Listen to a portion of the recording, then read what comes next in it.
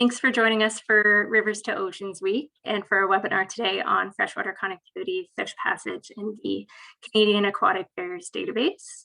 My name is Alex Laudadio, and I am the Spatial Analyst and Project Coordinator here at Canadian Wildlife Federation, where my day-to-day activities revolve around working with large amounts of data and engaging regularly with partners and stakeholders to help build the Canadian Aquatic Barriers Database. And I'll be your host for today. Our presenter today will be my colleague, Nick Mazzani-Wright, who will be sharing some exciting details about our work and the positive impacts that it will have on freshwater connectivity and fish passage in Canada. So the webinar today will be recorded for those of you who want to view again, and for those who weren't able to join us today. The recording will be able to be accessed at this link, which I will post in the chat once the presentation is underway. At the bottom of your screens, you should have the option to, you should see that there is a chat function as well as a Q&A function, so buttons for both. Because of the number of participants on the webinar today, we have limited interactivity to just typing things out. So if you have any questions or general comments or technical questions, we ask that you use the simple chat function. But if you have any questions for the presenter himself about the work that we're doing, we ask that you submit those in the Q&A, and then we will address that during the question and answer period for about 15 minutes at the end of this webinar. I will keep an eye on those and amalgamate similar questions, as we might not be able to address everyone's questions in the time that we have.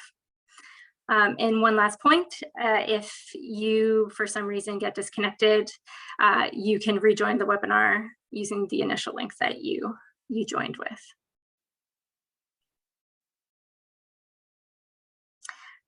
So I will hand it over to Nick Mazzani-Wright to introduce himself and get started on the presentation. Hello, everyone. Welcome to the webinar. I'm excited to be able to celebrate Rivers to Ocean Week with all of you today.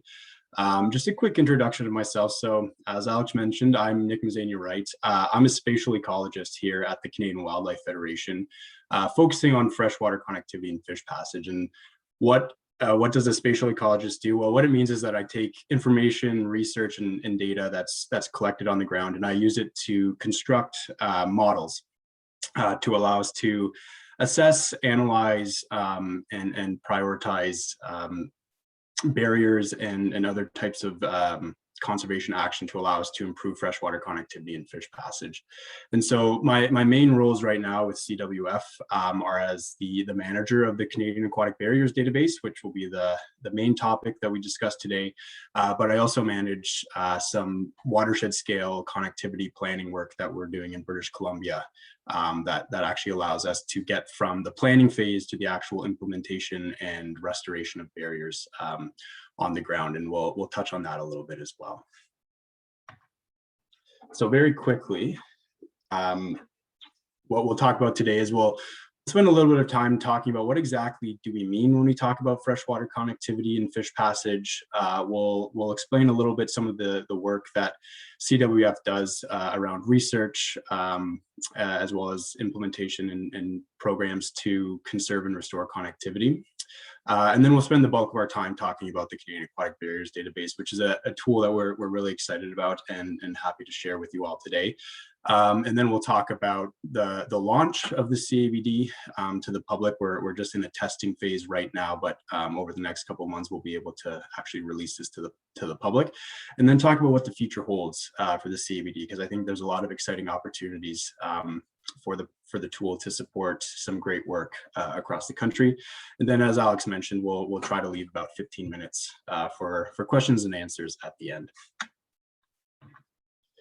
Let's start by talking about freshwater connectivity and fish passage. And so exactly is freshwater connectivity? Connectivity is a complex concept within environmental systems, and by definition, ecosystems are made up of a network of interconnected components, and that goes for the upslope terrestrial landscape as well as freshwater systems, and those two realms are connected as well. But when we talk about freshwater connectivity, basically what we're talking about is the ability of fish and other species, nutrients, and energy to flow freely within our freshwater systems. And so that includes rivers, streams, lakes, as well as kind of those transition areas between freshwater and terrestrial, things like wetlands. And in the spirit of Rivers to Oceans Week, connectivity really is a fundamental component all the way from the headwaters right down to where our freshwater systems and rivers discharge into the ocean.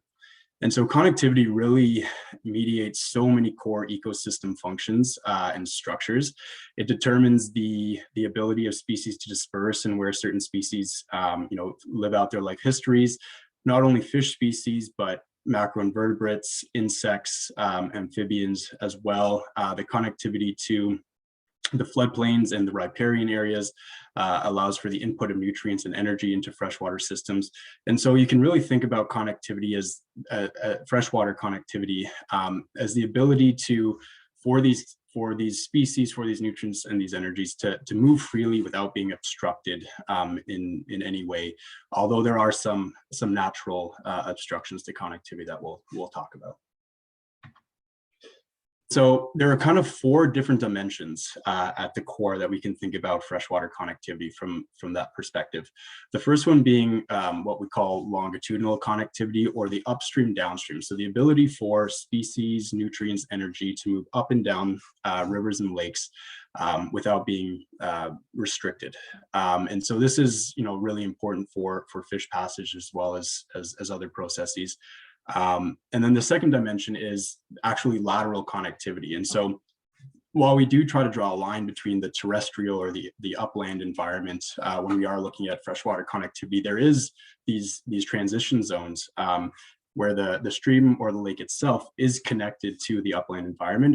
And this is where lateral connectivity comes in. So it's the connectivity of the river or the freshwater body itself to the floodplains, the wetlands, the riparian areas in the watershed, and it serves some really important functions, nutrient input, providing cover, among other things. And so not only do we have to think about the ability for species and water and nutrients to flow freely up and downstream, we also want to make sure that our freshwater systems have lateral connectivity as well.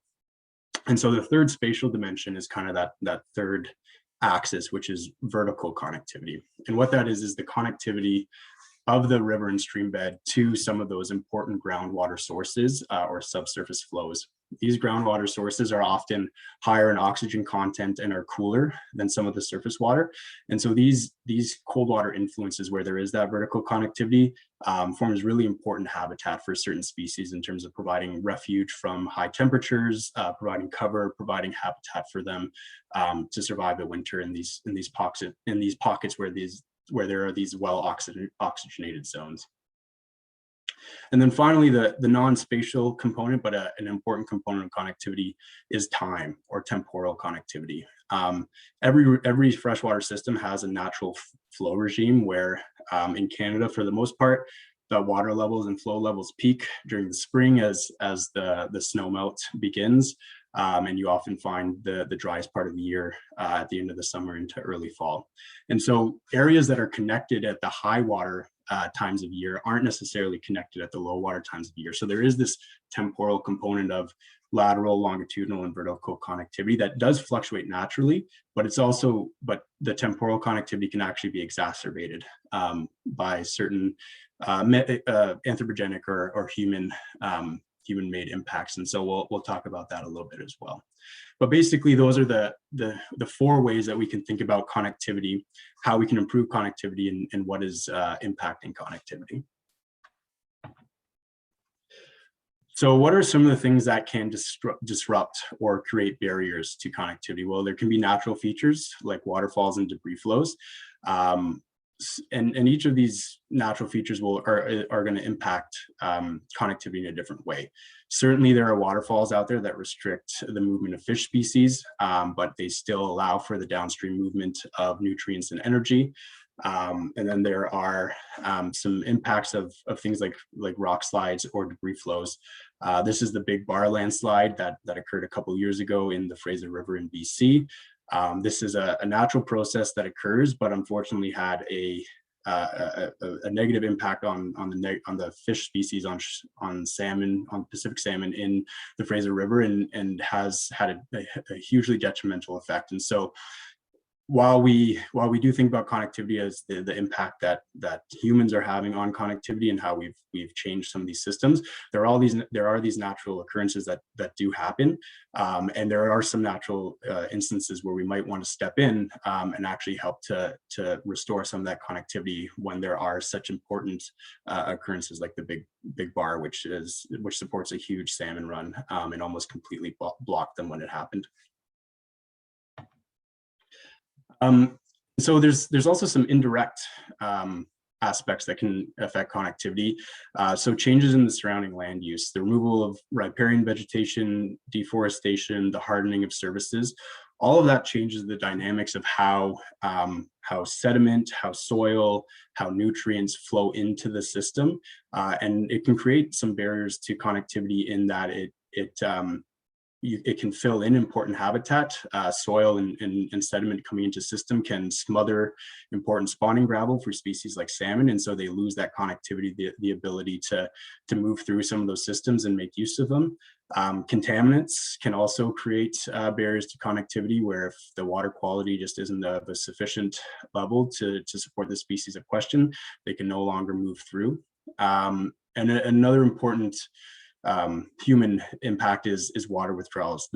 While we need water to sustain life, the more water that we take from our systems, the more we exacerbate some of those temporal and vertical connectivity concerns. So as the water levels get lower and lower, we become less connected to the groundwater. There's less flow to support species moving up these streams and rivers, and we maybe have connectivity for shorter periods throughout the year. And if we lose the connectivity at those key life history stages, where they need to migrate to spawn or something like that, that's where these water withdrawals and other changes to the land use can most impact these species. And then kind of the big ticket item, where there's a lot of focus around freshwater connectivity, is human-made structures. So that can be everything from large dams. So creating these impoundments can actually change free-flowing river systems into lake or reservoir systems, completely shifting which type of species you find in the area at that point. It changes the temperature, it changes the way sediment moves through the system, while also providing socioeconomic benefits for humans. And at a smaller scale, you have structures like weirs, which do play a similar role, but they do allow water to flow, water, nutrients, and energy to flow in different ways. But they do also create these higher water levels above the weir, and changes the connectivity and the dynamics in that way. And then at a smaller scale, have your roads, your railways, your trails that across the country zigzag and cross streams, and every time one of these linear structures crosses a stream, there needs to be a stream crossing. And one of the most common ways that these streams are crossed are with either bridges, if the money is there, or if the stream is large enough. But you'll often find things like culverts that are moving water under the road or the structure, but aren't necessarily very good at moving aquatic species. And then if we think about the lateral dimension, there's a lot of channelization that goes on. So the hardening of the banks of rivers, the construction of things like dikes and levees, which almost completely eliminates that lateral connectivity in some areas. And so these riverbeds become completely disconnected from their floodplains, from their wetlands, from these important sources of nutrients, species, water storage, and things like that. And so when we often think about connectivity, it is the dams, the roads that are blocking that upstream, downstream connectivity. But there are these human-made structures that also impact the lateral connectivity as well. And so we're going to have a quick poll here. See, oh, this poll is live. Great. So we had a poll running. This is a good time to check in on what we think about the number of barriers, or estimated number of barriers in Canada. So I'm going to end the poll. I'll give people 30 seconds or to a minute to vote, but then we're going to look at how many estimated road and rail stream crossings there are in British Columbia, and how many estimated dams, both large and small, there are in Canada as a whole, to think about the number, but also the magnitude of these different man-made barrier, human-made barrier types. So I'm going to wrap up polling now. And so let's see what these results look like. So question 1 was, how many stream crossings, road and rail, are estimated to exist on fish habitat in British Columbia? Oh, that was a typo. I didn't expect anyone to pick less than 50. That was supposed to be less than 50,000. So we had the most votes for between 100 and 150,000. And so in the entire province of British Columbia, and again, this is an estimate based on some modeling that was done by the province of BC, but they estimate that for all fish habitat in BC, there are more than 250,000 stream crossings in the province, which is a lot. So that's just one province out of the 13 provinces and territories in Canada. And if we look at the second question, how many dams, large and small, are estimated to exist in Canada? I see that the more than 100,000 got the most votes, but the best estimates that we have so far is actually around 15 to 20,000 dams in Canada right now, and that comes from the Canadian Dam Association. And so the reason we ask these questions is because though dams do tend to be more imposing structures and have an obvious impact on connectivity, they are less numerous across the landscape than road stream crossings, where just within one province, we already have an order of magnitude more structures. And so thinking about extrapolating that across the entire country, we begin to get a scale of how many of these road stream crossings might be causing fragmentation within our systems. And to be fair, not all of these road stream crossings will be barriers to fish passage. In BC, we find that depending on where we're looking, between 60 and 90% are found to be full barriers or partial barriers to fish passage. Okay. Now, moving on. And then finally, the kind of specter that looms over all things environmental and conservation these days is climate change. As climates begin to change, we're going to see the amount of water in our freshwater systems begin to change. We're going to see the temperature of these systems begin to change. And so you'll get more of these barriers to connectivity where you just don't have enough water or flow to maintain the connectivity. And you also get these reaches or these parts of these streams where the temperatures will just become too high for important species to subsist. And so you'll actually get these temperature barriers where certain reaches of the stream are just no longer passable because they reach a lethal threshold for some of our species. So that's connectivity as a whole. And what you'll find a lot is that the conversation around connectivity goes hand in hand with the concept of fish passage. And the reason for that is to mitigate effects of connectivity at a landscape scale is such a complicated and interconnected issue that it is really hard for an organization like CWF on its own to tackle those. And so that's something that needs to be addressed through collaboration with all levels of government, NGOs, local groups, Indigenous groups. It needs to be a broader conversation. But what can be addressed at more localized scales and by organizations like CWF is the short-term gains in connectivity that are provided by improving fish passage for species. And so what we're talking about with fish passage is our species, our fish, are able to freely move throughout these freshwater systems to complete their important life stages. Are they able to access their spawning grounds where they are able to lay their eggs and bring on the next generation? Are the juveniles able to access the important habitat that they need to grow and become adults?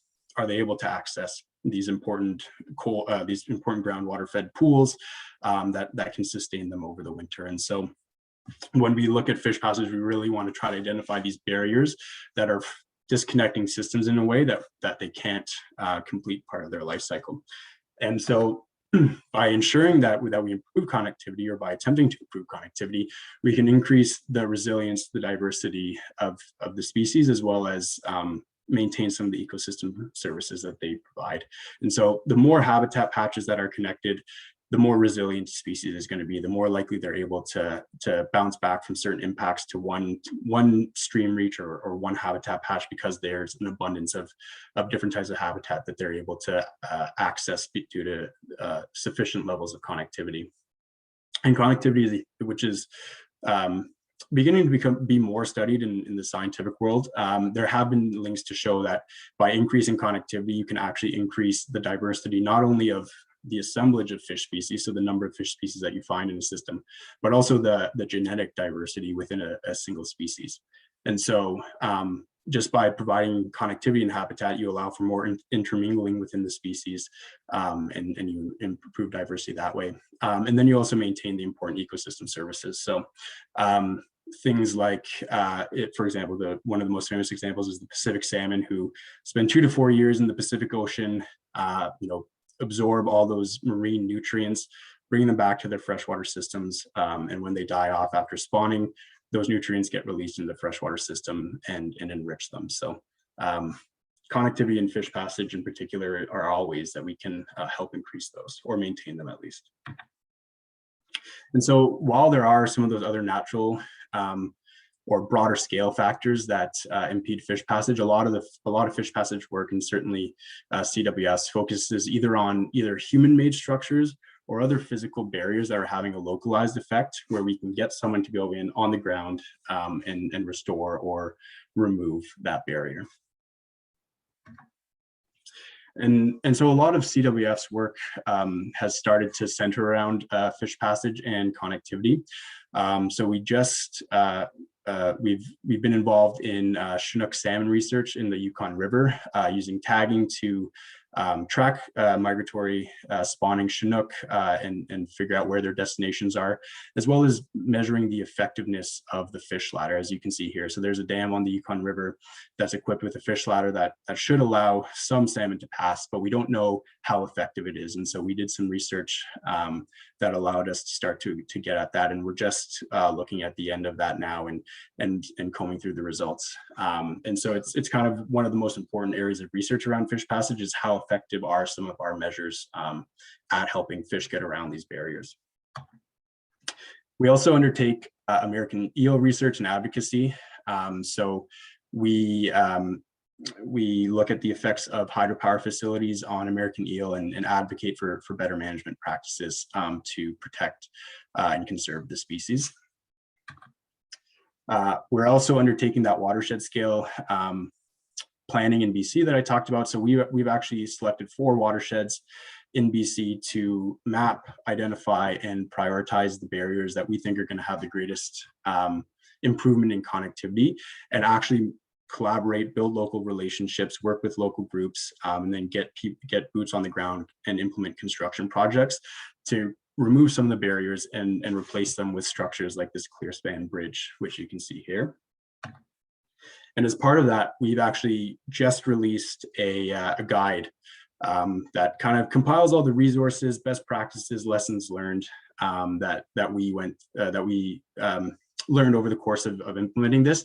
And so it's a guide that we believe can be applied anywhere in Canada. And it talks about how to effectively engage partners, specifically for connectivity work, how to build the plan. It presents a planning framework that you can follow with tools. And it also talks about the data and analysis side of things as well. So Alex will put a link in the chat for those of you who are interested in checking out the guide. But we're always happy to share and hear feedback on what we've been able to produce. And one of the other things that we're just launching up now is some fish passage advocacy work. So we're looking to get the lay of the land when it comes to policy, regulation, and legislation in Canada around connectivity and fish passage, And then once we're able to synthesize that and get a better picture of at a national scale and also within different provinces what that looks like, we want to be able to advocate for improvements to some of those regulations, policy, and legislation. And then finally, we have the Canadian Aquatic Barriers Database, which we'll talk about further. But basically, we view this as a tool to support all our other work, but also the work of numerous other groups in different fields and sectors of work. So we'll dive into CABD, but just very quickly, I have a short video to share on the work that we're doing in BC that we've been able to start and give you an idea of sort of the effect that barriers are having on some of these species. For this Pacific salmon, the journey home has always been long and challenging, battling against thousands of kilometers of currents, natural obstacles, and predators. But numerous barriers make the journey home almost impossible. Roads and railways built over streams decades ago still cut fish off from the spawning and rearing areas they once knew. And because of this, they're dying before they can reproduce. It's not just fish that are impacted. Many animals, plants, and communities are suffering. But home isn't gone. It's out there. So we're working with scientific experts, local leaders, governments, industry, and communities to reunite salmon with the streams they've always known. Our economy, cultural traditions, and entire ecosystem depend on the success of this journey. By removing these barriers, we're rebuilding the original connections that allow salmon and other fish to thrive. And together, we're bringing them home. Learn more at fishpassage.ca. And Alex will post a link in the chat if anyone is interested in learning more about the work that we're doing in BC. So let's turn our attention to the Canadian Aquatic Barriers Database. So what is the CABD? Well, as the name might suggest, it is a standardized database or data set of barriers to connectivity in Canada. And we're building off an incredible amount of fantastic work that's been done across the country, where there are great inventories of small barriers at local scales, or there are national inventories of things like dams at the national scale, but there's no database that currently combines large and small barriers at a national scale. And so we do truly view this tool as being as having coverage sea to sea to sea. So all 10 provinces, all 3 territories, as we roll this tool out over time, we do want full coverage of Canada. And it will be an iterative process. We can't tackle it all at one time. And so over time, over the next few years, we'll be rolling different geographic areas, but also different barrier types out as we're able to process, compile, and standardize the data. And so the first year of the project involved a significant amount of expert and stakeholder engagement across Canada. And basically, what we wanted to know is within CWF, we knew what a database like this could support. We want to be able to map and prioritize barriers to do actual on-the-ground remediation work. But as we were starting to think about this, we realized that in a number of different sectors, fields of work, government, industry, other NGOs, research, academia, there are potential values and requirements that might be needed for a tool like this. And so we wanted to ask people, what value do you see in a tool like this? And what would it take? What are the requirements for it to be useful for you? And what we were able to find out is that the CABD can really be a key tool to support work in a wide variety of fields and sectors. So at its core, what makes up the CABD is 3 components. One is a stream and water body network. So spatial representations of the streams and lakes in Canada. And so we've derived a layer of that from Natural Resources Canada's National Hydrography Network. And this is a clean and connected layer that allows us to relate barriers to each other and determine their locations. The other core component is the barrier data sets itself. So right now on our first release, when we talk about the public launch, we'll be releasing dams and waterfalls for Canada, whereas the plan is over the next year, we'll be working to compile and clean stream crossing data to get that released hopefully sometime in 2022. And then finally, all this data can be easily accessed through a web browser. So you don't need any specialized software to be able to access and play around with the data and look at information on each of these barriers or streams and lakes. You can just type the link into your web browser and you're all set to explore. So some of those broader uses that we talked about, just to give an idea of how this CABD tool will be used and how we've heard that it can be useful to groups across the country is, number one, there's a lot of policy and reporting work that goes on at many scales, national scale, regional, provincial, local scales, where they actually want to understand how connected or how fragmented are our freshwater systems. When you think about a watershed group releasing a biannual watershed report, connectivity is often an indicator that could be included or they want to include, but the data doesn't necessarily exist for them to support that. And same thing at a regional scale. DFO, Fisheries and Oceans Canada, has the state of fish and fish habitat reporting, and connectivity is a key component of that. And they need clean, standardized barrier data to be able to report on the state of connectivity across Canada.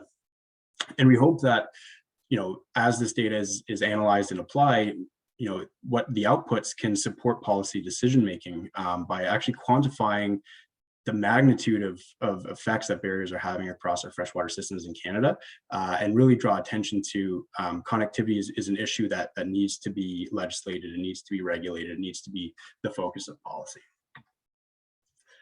The second one, which we've alluded to, is actual conservation and restoration planning. And so the conservation, connectivity is one small piece of the broader conservation puzzle in order to, conserve our freshwater and even terrestrial resources.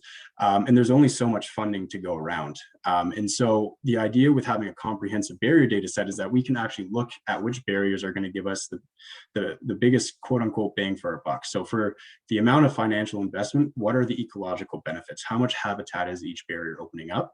And that allows us to allocate the resources where they're going to have the most benefit or where they're going to be needed most. And so this is an example of an early analysis that we did in BC. You can see the red dots are the barriers that have the most amount of stream kilometers upstream from them.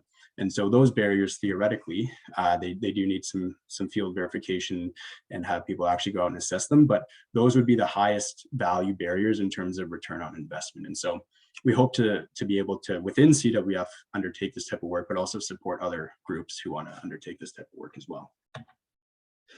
And one of the things that actually surprised us is that actual infrastructure management was a key use. So there was an article that came out in the Globe and Mail last October, I believe, talking about Ontario specifically and how we don't actually know how many dams are in Ontario and we don't know where all of them are. And so as these dams get older and as climate change begins to increase the fluctuations in extreme weather events, they actually become a risk and a hazard for failure. And if we don't know where these dams are and what condition they're in, we can't necessarily plan for those risks and where those failures to occur, or where we need to focus our efforts. And so what we actually heard back is that this could be a great tool to help build out where those locations are and actually begin to understand what the conditions of some of these structures are as well. There's also, as any data set can do, we can support research and modeling. There's a lot of people who are interested in studying the relationship between connectivity and the overall health of our freshwater systems, as well as something that CWF is interested in as well is effectiveness monitoring. So if we do implement a restoration project and remove a barrier, what happens following recovery? It's something that we're starting to learn a little bit more about, but we need to keep pushing forward. And then finally, we really view this as a tool for practitioners, but also for the public. And we think this is a really good forum to provide education and communication around freshwater connectivity, barriers, and fish passage restoration. And so we view the tool and the website as a place to share resources, best practices, things like our guide and other documents that other groups have produced, but also a place to communicate success stories. So we can know that there is this great work going on in Canada, and we can kind of find it all in one place. For example, one of our partners on this project, the Nashwauk Watershed Association, is involved in a dam removal project in New Brunswick that will be going on, that will actually be undertaken this year, I think next month. And so, this is a fantastic project that is really difficult to get traction for across Canada. And so we want to be able to share these success stories and provide the resources to understand how this collaborative effort came together so that it can be replicated in other places across the country. So now is the time to demo what we've been able to put together so far. So what we have is we have a test launch of the CABD. We picked 8 pilot regions across Canada. You can find more information about the pilot regions on our website. But as I mentioned, right now we have dams or waterfalls, as well as fish passage structures, and the ability to visualize the hydro network. So I'm going to run through some of the preliminary functionality of the tool right now. But as I said, this is not quite ready for public consumption. We're still going through some testing, but we will be able to share this with the public, hopefully in July or August. So this is the CABD right now, and you can see we have our pilot regions across the country, and a navigation bar here on the left. And so one of the first things that you're able to do is if you're interested in a particular place, say Guelph, Ontario, you're able to search Guelph and it will bring you in here. So this is one of our pilot regions. These should, there we go, lose its boxiness.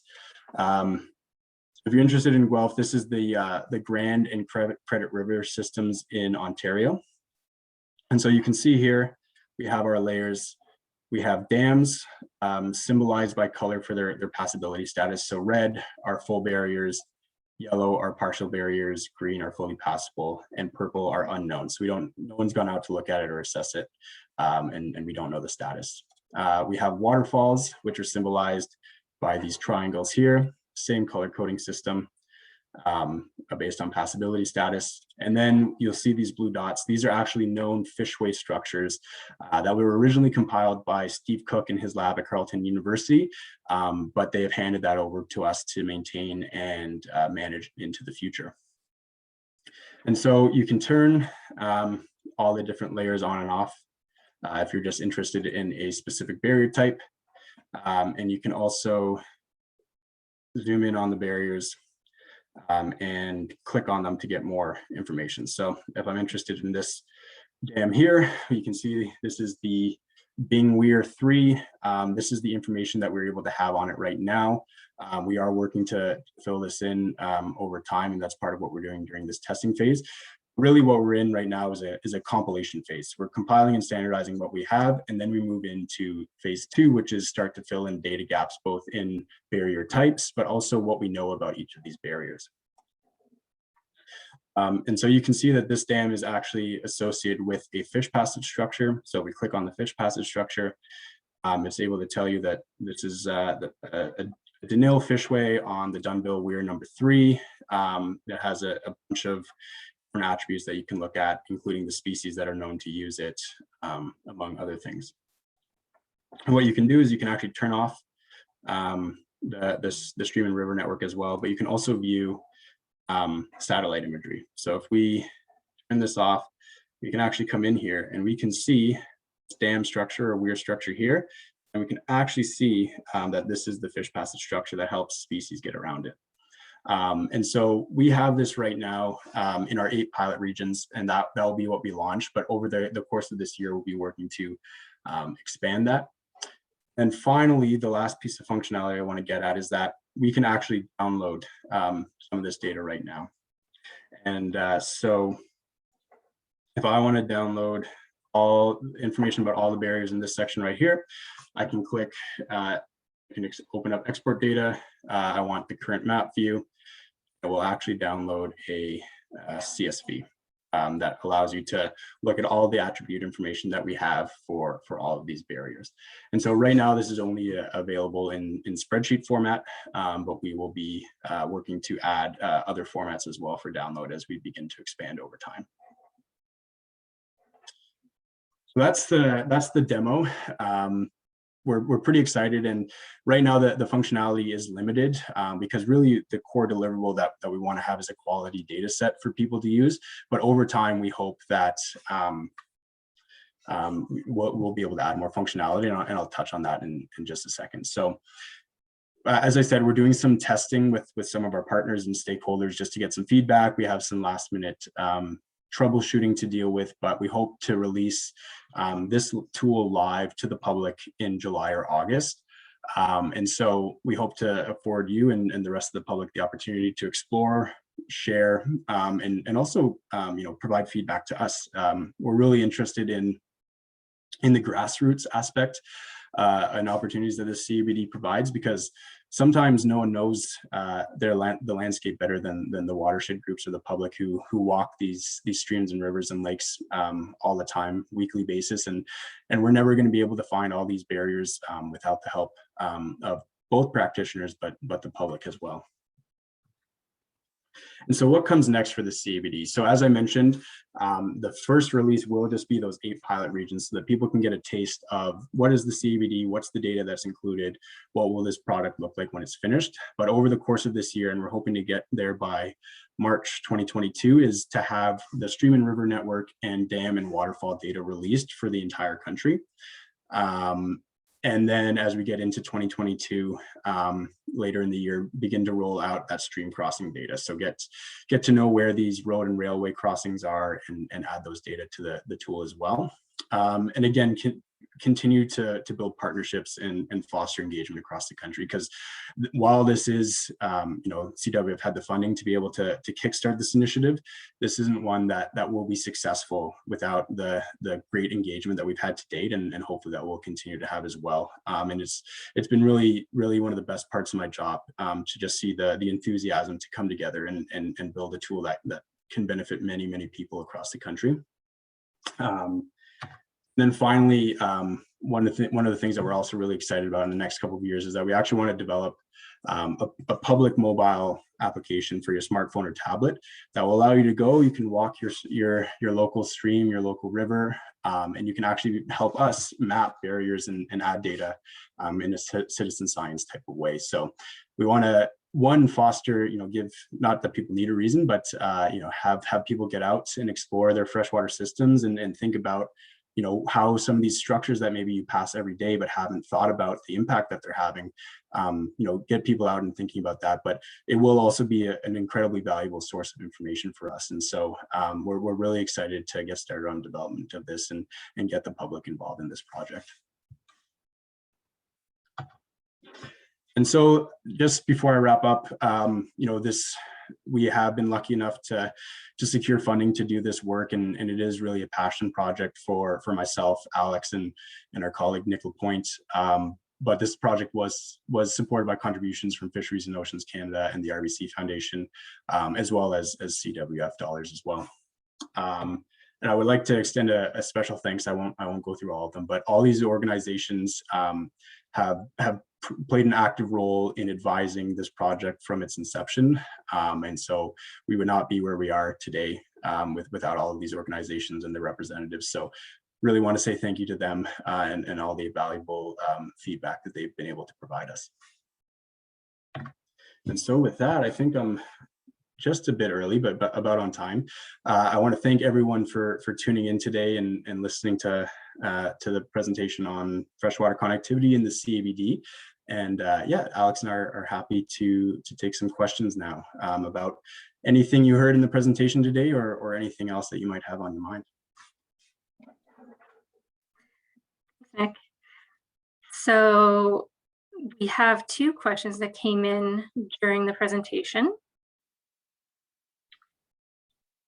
And they're both from Kelsey. So I'll start with those. And if anyone else has any questions that come to mind, submit them now and we'll go through them. So the first question is about fish passage. So fish passage solutions and tagging are usually targeted to salmonid species and other game fish. But solutions like fish ladders are ineffective for smaller runs with smelts and other fish like that. Is there any research focused on finding and tracking solutions that would work for all species? Yeah, that's a great question. And you're totally right. A lot of the research and even implementation focus has been on some of those, you know, big anadromous species, salmon and the like. And we are starting to realize the limitations that we place if we only look at fish passage structures from sort of those strong swimmer perspectives. And so it is starting to become an increasing focus of research, but I will say that it's one that is underdeveloped at this time. In BC, we are doing some effectiveness monitoring on remediation projects, but on smaller barriers. So that generally involves replacing, something like a culvert with a clear span bridge, which will be more beneficial to some of those smaller species and maybe weaker swimmers. For the fish passage structures themselves, that is a really challenging problem, and it's how do you design a structure to get at the lowest common denominator in terms of ability to pass? And that's really not something that we understand very well.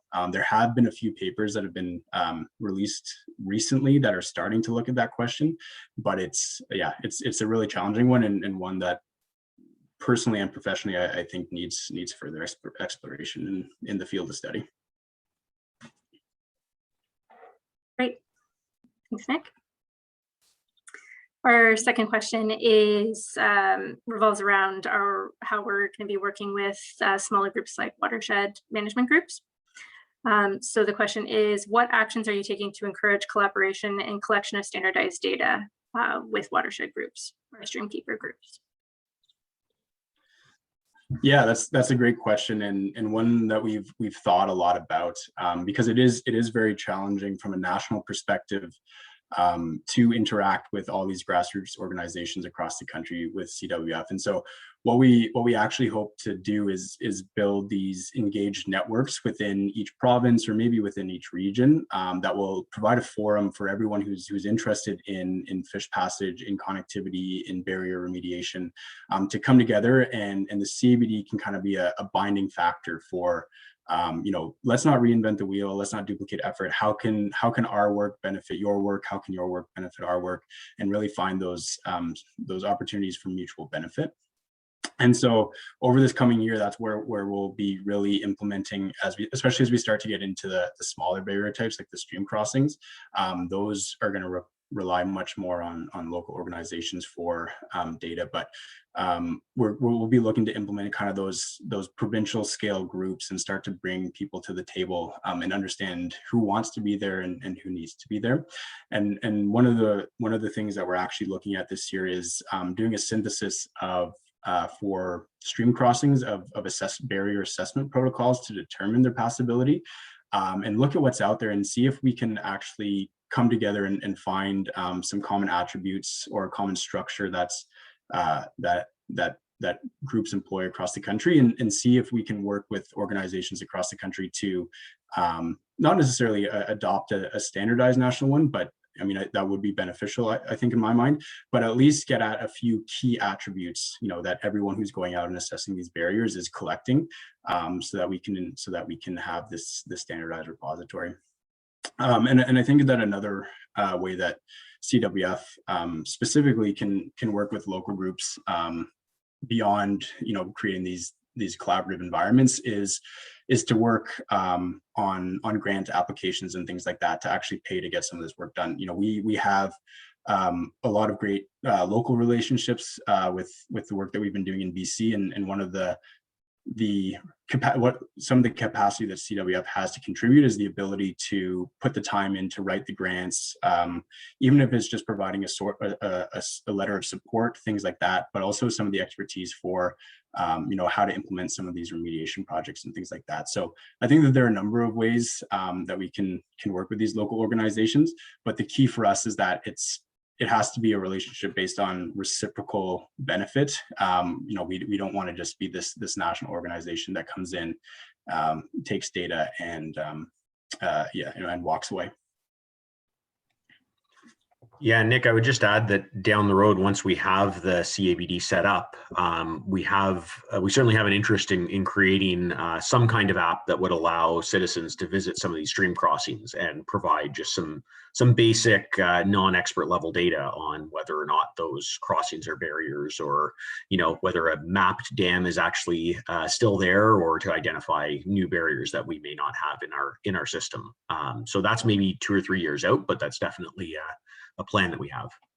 Mm-hmm. Yeah, and actually another reason why we went with the web-based tool is one of the things that we did hear from local organizations is that they don't necessarily have the resources or capacity to do GIS analysis and work with the data. And so that's also something that CWF can do is help run these barrier prioritization analysis, or actually build in tools and functionality within the web browser for these local organizations to do that themselves. So yeah, I think that there's a multitude of paths for collaboration, but those are some of the ones that are front of mind for us right now.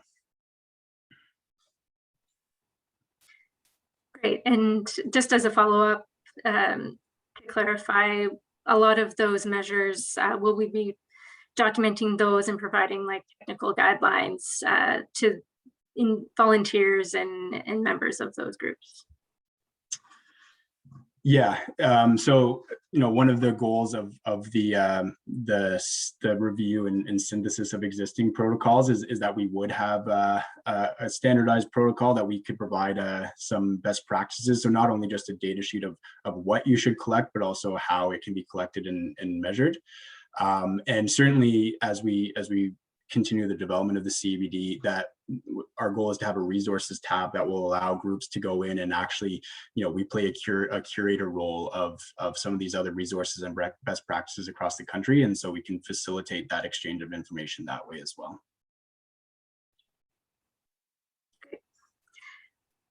Well, that is our list of questions so far. If anyone has any last minute questions, please submit them to the QA chat. Can stay on for a few moments. Oh, a third one just came in. Yeah, sorry, Alex, I answered one and it booted it out of the open section. It was a question about links that people in BC could follow to find volunteer work on this.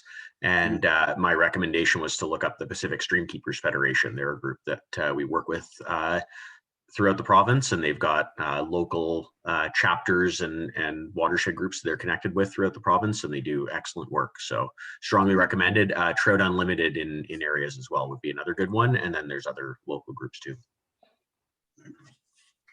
All right, we had another question come in from Linda. Will your database include key points regarding potential for dam removal, age of dam, private or conservation authority, etc.? Yes, yeah. So in the future, we would like to build in to the attribute table sort of a calculation of the amount of upstream kilometers from a dam or another structure. In more localized analyses, we could support actual habitat mapping and linking the amount of habitat. And it is actually work that we're doing in BC is trying to prioritize these key dams that will have the most ecological benefit if they were to be removed. And so in our data structure, which I didn't get into too much, but when the public access goes live, we do actually have attributes for dam ownership, age of the structure, maintenance status, a couple other ones related to the condition of the dam, and those are a bit harder to get based on what's out there already. But as I said, there's kind of phase 2 of this project which works on filling those data gaps. But those are certainly attributes that we're looking to build into this over time as well.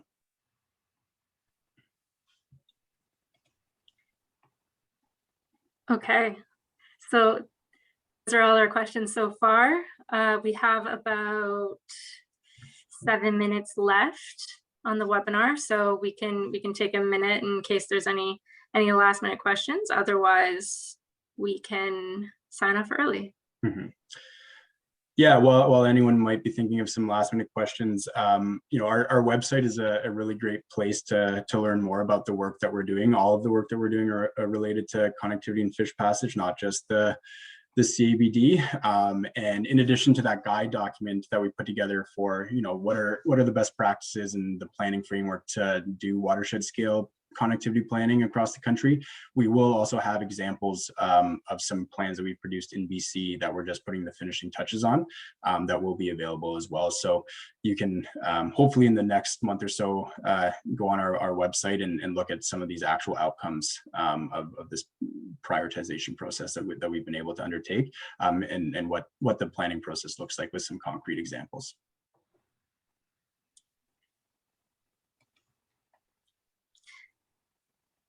Okay, well, just as a reminder to everyone, the link to access the recording for this webinar was posted in the chat. It's the first link that was posted.